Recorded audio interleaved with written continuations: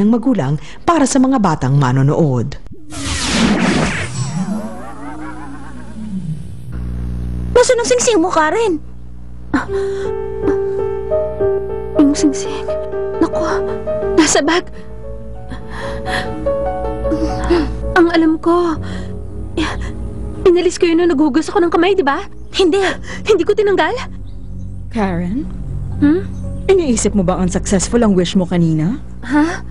Hindi ko yun hiniling para sa kanya. Hiniling ko yun para sa akin. Gusto ko lang gumaan ang buhay ko. Sino ba namang gustong laging napag-iinitan? Yun lang yun, wala nang iba. Kung hindi lang ho dahil sa ginawa ni Mrs. Song, hindi niya malalaman kung anong hirap na inaabot ng mga trabahador gaya namin. Alam niyo ba yun, ma'am? Pinahiyaan niya kami lahat nun kaya wala nang gusto magtrabaho para sa project niya kasi nga ganun siya. Pero nag-improve siya dahil sa tulong ni Mrs. Song at naiwasan rin niya ang pagtatapos ng karir niya na maaga. Ang tawag doon, learning the hard way. Ika nga, mahirap ang dinaanan para matuto. 我跟你抢嘟嘟嘟嘟一百，我被你围嘟嘟嘟嘟上最爱，我要你目嘟嘟嘟嘟到真爱，哇哦哇哦，不玩百里出牌，不玩百里出牌，不玩百里出牌，哇哦哇哦。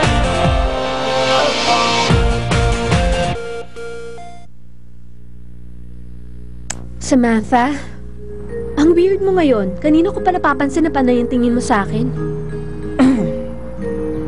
Nung kasing nasa palengke tayo, napansin kong close ka sa marami sa nagtitinda doon. Kasi bata pa lang ako, madalas na ako doon. Marami sa kanila nakita akong tumanda o kaya kasabay na akong tumanda. Ibig sabihin, nandun ka palagi nung bata ka? Si JV po ba? Anong environment ang kinalakihan niya? Nung bata pa si JV, sobrang gulo ng mundo niya. Naisip ko nga siguro nung nanganak ako, nagalit ang nurse ko. Pinagpalit niya ang bata para gantihan ako. Grabe, pinagpalit ang baby?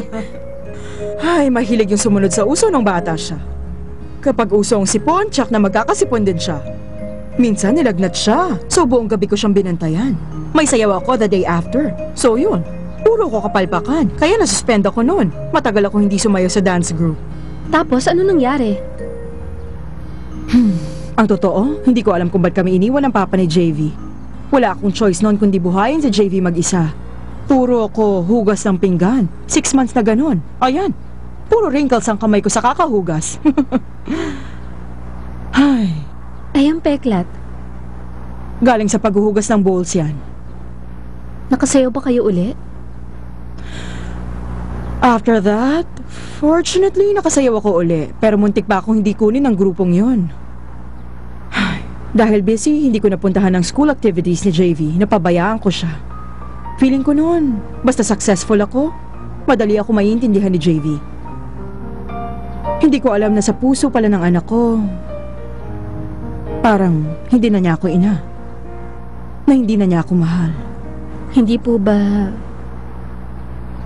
alam ni JV yan tungkol dyan? Ay, matagal na nangyari ang mga yon, kaya ba't ko pa ipapaalam? Ay nako, para tuloy akong ulyaning matanda na kung ano-ano at paulit-ulit ang kinukwento. Ano ba yan? Magkukwento na lang ako ng happy memories ko kay JV. Nung bata yon, lagi akong pinapasaya noon. Naalala ko pa nung first time ko siyang pinagsuot ng brief. Alam ko, elepante ang design noon.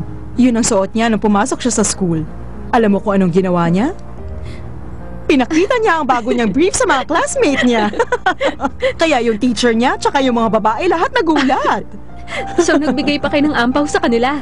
Ay, nako, nauubos ang ampaw ko dahil sa kanila. Tapos ano pa?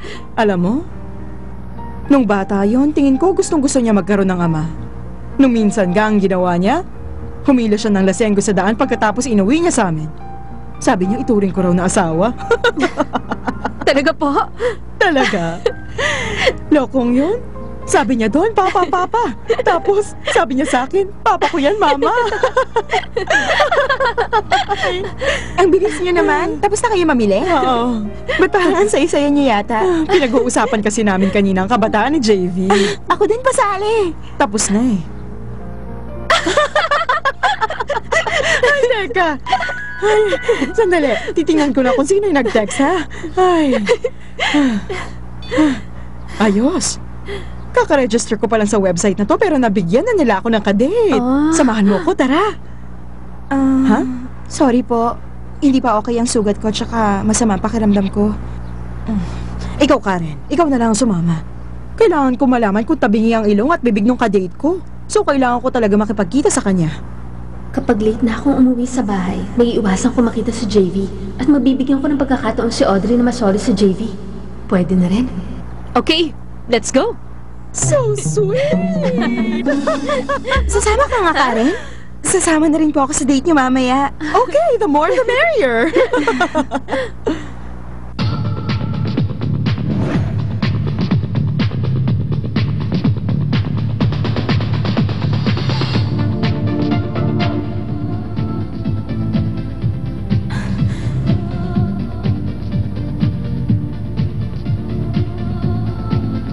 Karen din?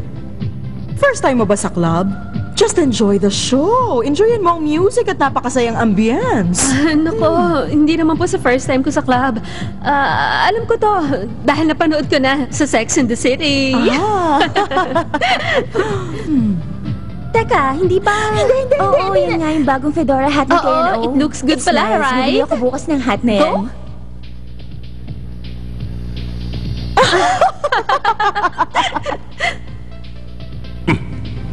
Oo, dandan. Nax, pagkatapos kayong bigyan ni Sir JV ng makeover, boss, hindi na kayo mukhang 45 years old. Mukha na kayong bagets na bagets. Aha. Alam mo, nakakatuwa ka ha? Ha? Salamat sa sinabi mo. Tumaas ang confidence ko. Good luck. JV, dati, laging coat and tie ang suot ko sa office. Eh kung ganito na lang kaya, di ba? Aha. Karamihan sa kanila nandito para makakita ng machong lalaki. Para yun ang makadate nila. Teka. Nakamaskara ka pero walang takip ang mata mo, hindi ba? Ha? Muscle man! Ha? Ang laki ng tip na binigay ko sa guard para mapasukin tayo. Pag sumabit ako, sayang ang pera. Ay, kaya mo yan. Relax lang. Gusto nila ng macho, nandito tayo para sa kanila. Tingnan mo, sa dami ng babae dito, I'm sure hindi ka maubusan ng choices. Excited na ako. Gusto ko na talaga makipag blind dating. Yes! Oh, ayun! Tignan nyo, may 3 chicks na nakamaskara. Kita nyo? Isa sa kanila ang kadate ko tonight. Uy, JV, bilis. Tignan mo kung sino maganda. Sa tingin ko, yung nasa gitna, base sa skin tsaka galaw, mga 50 years old na siguro yun, na nagpipilit maging cougar. So mag-iingat kayo sa kanya. Ang worst dyan, yung nasa kaliwa. Napaka-flat-chested. Flat-chested? Hindi Okay sa akin. 3 layer ang padding niyan. Nanloloko siya para maniwala ang mga tao. Hindi tama yun. What a shame. Weh, yung sa kanan na lang. Mas malala pa yan. Maganda naman ah. Makinis siya, saka sexy. Ay, tingnan niyo kung paano siya kumilos. Para siyang gutom na vampirang 100 years nang hindi kumakain. Mukhang first time niya pala makipag-date pero ganitong lugar ng pinili niya. Pangit yan. Tayo na. Teka, sandali. JV. Ang sabi ng date ko, mahilig siyang sumayaw. So gusto niya sumayaw kaming dalawa sa gabing ito. Nakuha mo, mag-isip ka't makibagay. Ay nako, ang hirap niyong paliwanagan. Tara, let's! Sugod na.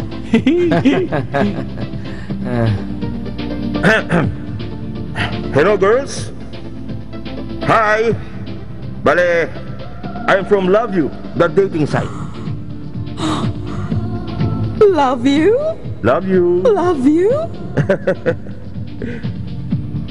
Ba't nandito kayo? Ba't nandito ka rin? Ha?我跟你讲嘟嘟嘟